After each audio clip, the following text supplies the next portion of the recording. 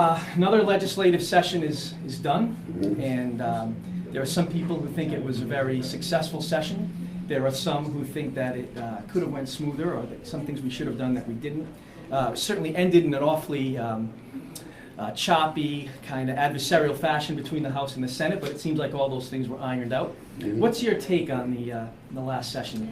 Well, I think you're exactly right. I think there was a lack of communication. I think people had, I think the Senate certainly was feeling their oats. We have new leadership. Sure. But hopefully we got at least the budget taken care of. But I think there's more important issues that are going to be coming down the pike.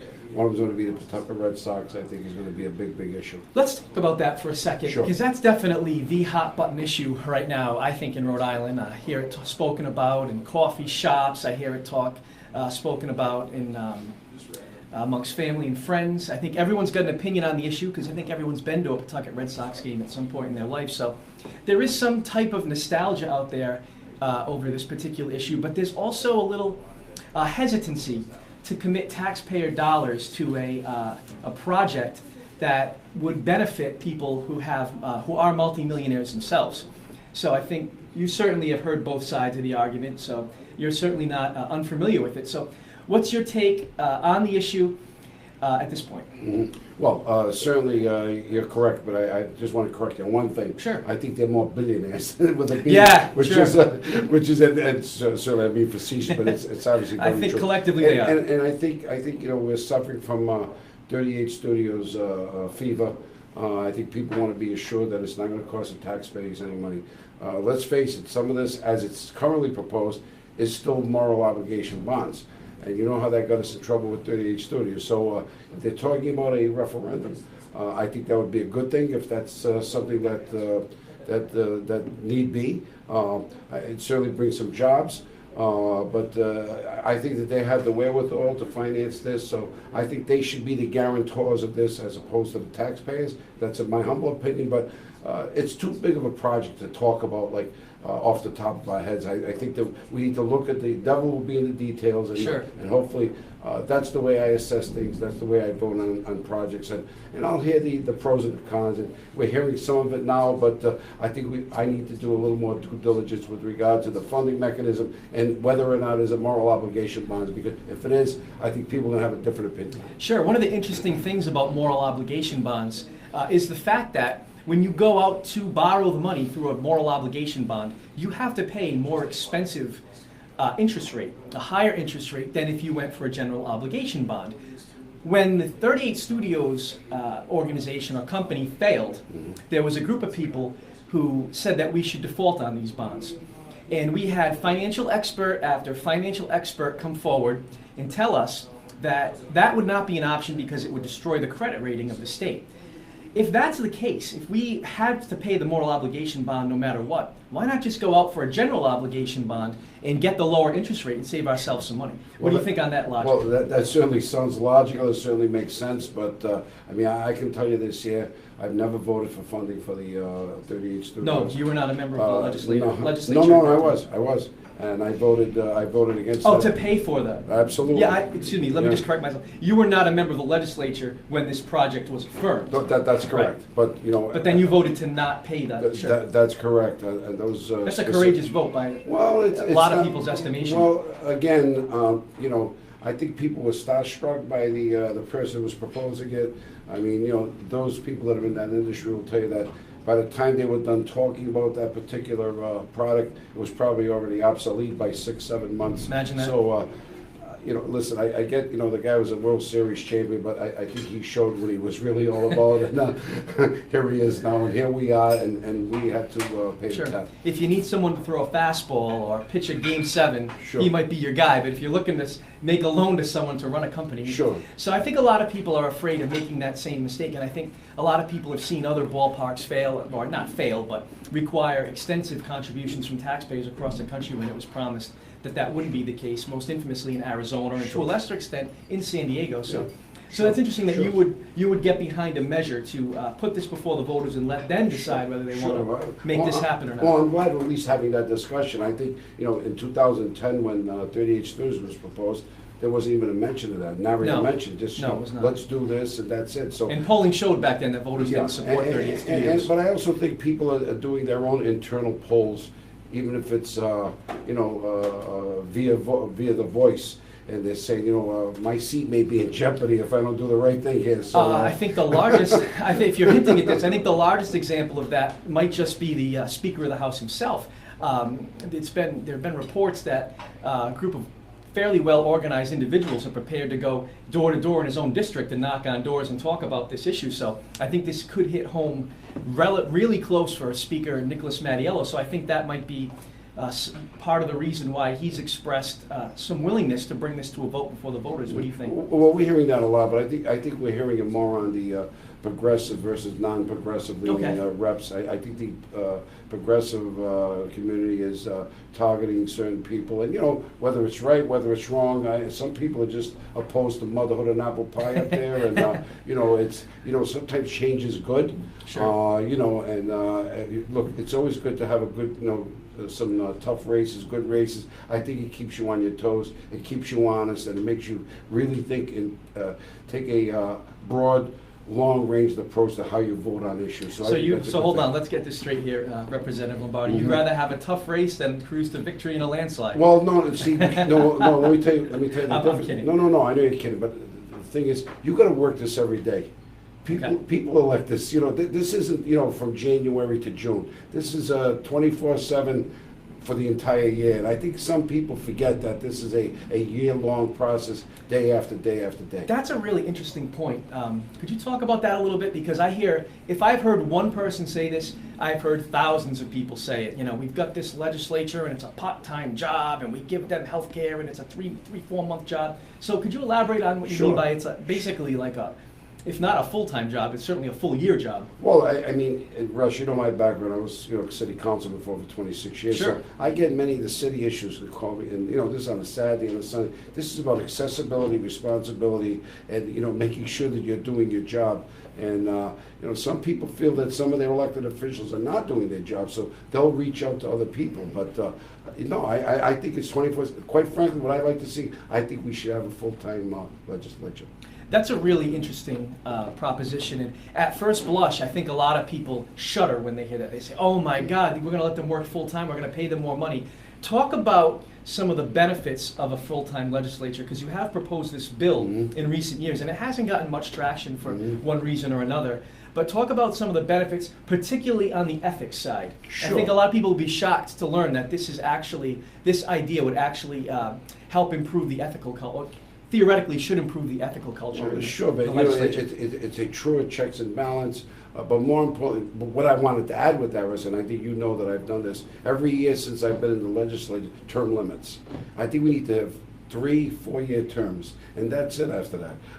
I think change is good. We change the ideas, we change the mechanisms, we change the rules. I mean, we just haven't had that kind of sophisticated change that's required, and I think, and like as you stated it quite eloquently, I mean, I think it makes us more accessible. It makes us more responsible. I think it makes us more ethical. It makes us moral. Again, look, a thief is a thief is a thief. But I think that when you're working full time and you're constantly being asked to be accountable, then I think it's a better Sure. way of governance. And furthermore, I think a lot of the discussion around a full-time legislature should mention that some of the problems we've seen ethically in the legislature are people that have taken votes that may benefit their business or benefit their industry that they work for.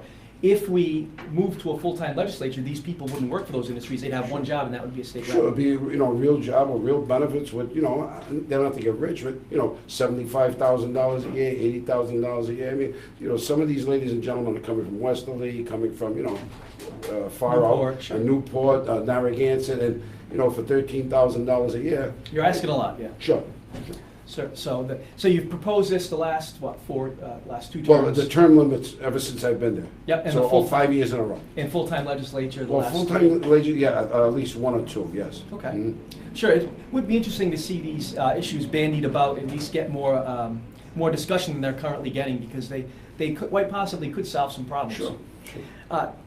Representative Lombardi, talk about some of the bills that you think were important that passed in this legislative session, particularly, I know you sponsored a couple that got passed. Well, one of them that I'm very proud of was a grandparents' rights bill. What is that? And what that is, sometimes, there's a very nefarious or very argumentative divorce going on, and young children establish a relationship with a grandparent.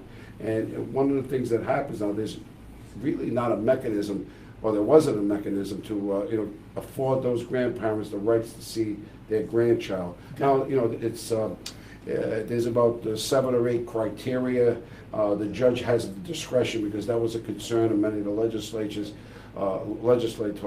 And what it does is it affords grandparents a mechanism to appeal to the court to say, okay, I want to have a relationship with my grandchild. And so I thought it was... So it gives the judge the discretion to say, Sure. Yes, you have a right to see your grandchild once a month, or twice a month, Well, or 3 times a again, month. based on this criteria. Right. So if the grandparent doesn't comply or reach that nexus of that criteria, then they won't be. Because, look, there are some bad parents, but there's also some bad grandparents. Sure. So we're going to consider. The other thing is... So it should be interesting to see how that works going forward. Sure. Another thing that, again, I was proud to sponsor get passed was deferred sentences. Yeah, talk a little bit about that. Yeah, well, that was kind of ordered by the Supreme Court, who said that, someone has a deferred sentence, that they said that, and in the present language, that's considered a conviction, and you were not able to expunge that for 10 years after completion of the 5-year deferred sentence. Okay. To me, that was a felony filing. So after the 5 years, if you complied, if you went to the drug counselor, if you made restitution, and this is not, obviously the same crimes that are not allowed to be expunged apply here too. So if someone's a rapist, a murderer, Okay. You couldn't get that deferred. That's just never going to be deferred, that sentence. So, But some of these lower level drug offenses, is that could what be, we're talking someone about? has a drug problem, someone's committed fraud, credit card fraud, maybe, a break-in, where there was no violence, certainly no sexual assault, nothing like that. So it kind of made sense. Okay. Someone's going through a bad period, they're drunk, they're high on drugs, they're a drug addict, they break in a store to try and feed their habit, whatever. 5-year deferred, they do their drug counseling, they make the restitution, they do what they have to do after the end of because in many instances, not only does that sentence, not only did it bar you from employment, it barred you from housing, it barred you from participating in your children's after-school program. Right. So, and it was looked at, it was perceived as a felony, but it wasn't, it was no sentence. Right. If you do X, Y, and Z, it goes away Then it after goes 5 away. years. So that's not a conviction. But Right. The language, and that's why we amended that, was to, now it's after 5 years, you get it expunged. Did you receive any resistance on that bill in any way? shape, Sure, or at form? first there was some resistance, that some people... On that what didn't- grounds, yeah. Well, the Attorney General was a little opposed to it, but after they came around, because again, I proposed it for, I think, 4 years in a row, some people in the room didn't understand, and there's people in the room that think just because you got arrested, you must be guilty of something. Must be, yes. But that's not the way it is. Sometimes people are wrongly accused. So that's it. Now, another bill that a lot of people, and the speaker indicated that he would be supporting is, we're going to be putting in a bill to define for various police departments what to do in the event that you're stopped by the police. Okay. There's certain rights that you're entitled to. Police can't be, dragging you out of the car. Not that they do it. Maybe they do it on occasion, but if they do, we're going to be. There's going to be a big push for that bill. And what it does, it enunciates what your rights are, and it also tells the police what they can and cannot do. So we think that's a very important bill. Right, I think a lot of people don't understand about being a legislator is the fact that when you introduce a bill, it's very rare that it gets passed the Sure. same year that it's introduced. It takes years of hearings, years of negotiations, years of deliberation before the bill is passed. And the way the system is supposed to work is it's supposed to be a very long, thoughtful process. Sure. It should be hard to get a bill passed because we're changing the laws of the state. Sure, But I think a lot of people don't understand, like you're saying, the amount of work that goes into this. But also you have the pushback from, in that case, let's say law enforcement, the Attorney General, but then you have the pushback from the ACLU saying why this is a good bill. Right. And by the way, they didn't like the form that it was in when it was proposed. So They that's wanted why- it to be more lenient. Well, there was just some language that they wanted, and so that's what we're gonna be working on that probably next month.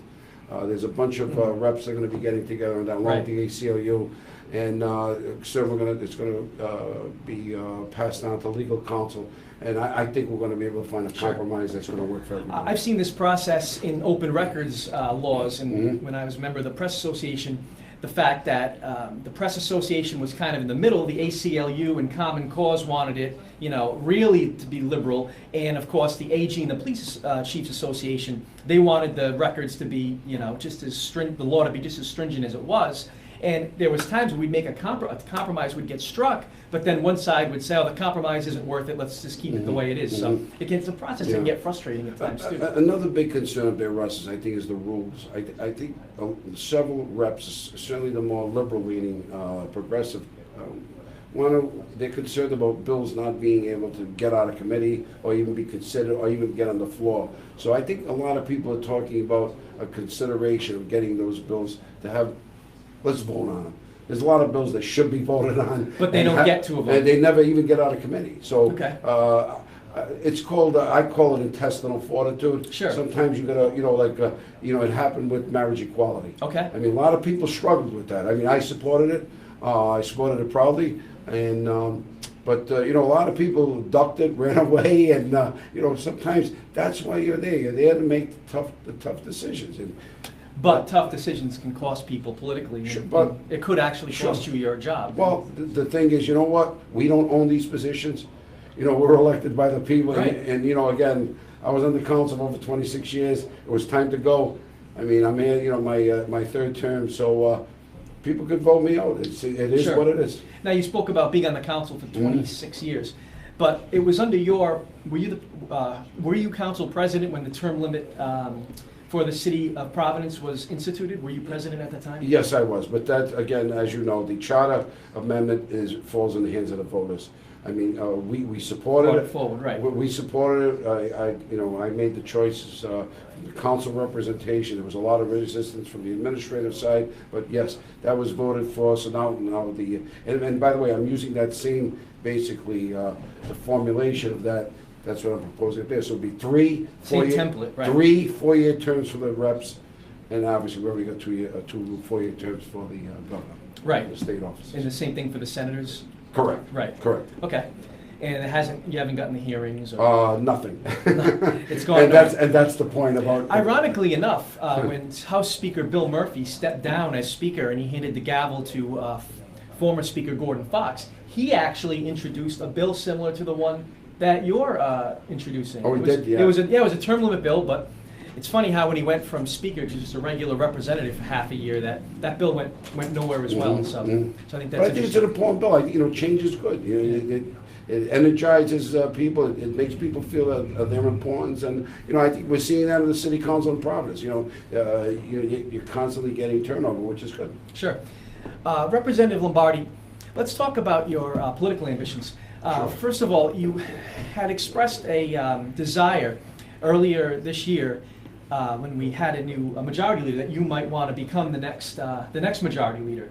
Or, in fact, if I know Speaker Nicholas Mattiello, he won his election by a very small margin. 85 votes. 85 votes, and he relied on the write-in ballots. He actually lost at the polls, but he won due to his margin on the write-in ballots. So there was some uncertainty as to whether he would return, and if he doesn't return, he can't be House Speaker. And you had even expressed a modicum of interest in becoming the next House Speaker. Do you still have those aspirations? Two-part question. And second part is, what would you have done differently this legislative season or session if you were the House Speaker than rank and file member? Yeah, well, I mean, we never know where we go with these things. I mean, if you had asked me when I first started my political career in Providence that I would be the council president and then the mayor of the city of Providence, I would have said, Russ, I think you're drinking a little too much. Sure, right. So, I did express an interest in the majority leader. But see, people approach me. There's a leadership quality that I have. Sure. I'm a straight shooter, and I'm not afraid to make decisions. What would I do different? I would make a lot of those bills more accessible to be voted on, I think is very important, because I think the rank and file reps, I think they need to do that. I would certainly, I would have a better communication venue with the Senate President and the Governor. I would make it very important. I would also... So smoother relations sure. with the Well, Senate that's about President communication. and the Governor. Yes, that's about communication. That's about, it's not, again, we don't own these things. The people own Sure, these seats. They sure. own all those. And I think sometimes we forget that. Right. So smoother relations Sure. with And the communication. other Better powers that communication. be. And communication, sure. Excellent. And since we're talking about political aspirations here, you were acting mayor for how long? How many months? 4 months. 4 months back in 2002. And you ran for mayor in 2010, and you finished second in a very tough, very contentious primary to future mayor, now former mayor, Angel Tavares. I understand that this is a tough question for you, because one thing we haven't talked about is you're currently a municipal judge here in the city of Providence, so you really can't say that you are running for mayor unless you step down from that position. Sure. But what is your take on the mayor's office in Providence? We've already had one candidate express a desire to run, a gentleman named Kobe Dennis, community organizer, all-around good guy. So we have at least a primary, and there are some other names that are bandied about, potentially running for mayor, and one of those names is often your own. So what is your take on the state of the mayor's office in Providence, the job that's being done, and the race that will develop in the next year? Well, I think under the current administration, again, I think that communication value that we talked about is not strong. Well, I think it needs to be a little better. I think the rank and file neighborhoods know exactly what their problems are, and I think elected officials should heed the warnings and the needs of the neighborhoods. So, for example, on Federal Hill, the parking meters, it's a disaster. It's killing the business. Angelo's Restaurant, I was with some of the people there, not plugging. Great. 40%, Yeah. 40% off. 40% off. Oh my gosh. So I mean that's an icon. I'll give you another example. There's one no parking sign in front of a business on right off Outwells Avenue, in front of Nick's Auto Body. Nick's Auto Body that needs axles and engines. They will not take the sign down. It's been there for 3 years. It's becoming a political football. Someone For no reason, right? I think what this administration lacks is someone with common sense and someone who's got gray hair or understands and can get simple things like having signs changed or removed on a phone call or whatever. That's not a political favor. That's just common sense. You're taking a major impact on a business that's been there 91 years and you don't want to remove the sign. So, yeah, I mean, look, in this business, especially when it comes to running for mayor, you're either a pretender or a contender. Sure.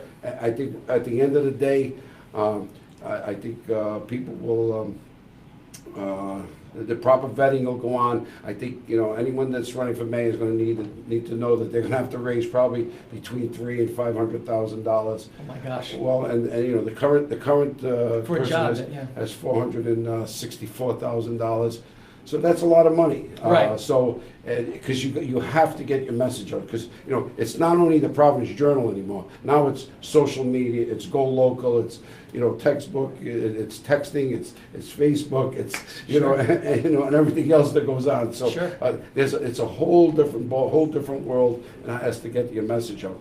The world is different, but the fact of the matter is we haven't had a challenger unseat an incumbent since the late Mayor Cianci did back in the 70s. Joe Dole. Yeah, Dorley, Mayor Dorley. So is it realistic to think that a challenger could defeat an incumbent in the city of Providence? Well, is this race winnable for a challenger? I think that this is about hard work. This is about getting your message out. This is about raising the money. And but the only way you get to that point, though, Russ, is I know you have to do your focus groups, you have to do your polling, and you're going to see where the strength. Now, the other thing is too, the East Side votes at 70%, the rest of the city votes at 10 or 15%. So, how do you make inroads on the East Side? So, I think without that, it's very, very difficult. Because if you look at the last election, for example. Alaw's challenge, I think, carried 9 wards. and lost. And lost. And if we had an electoral college. Well, So you raised an excellent point about the east side. It kind of segues into my next question. What did you learn when you ran for mayor in 2010? When it ended and a few months passed and you took an appraisal of what happened, what did you learn?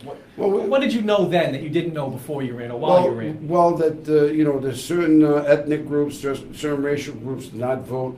So let's take the example of the black community. Black communities have 13 or 14% of the population in Providence.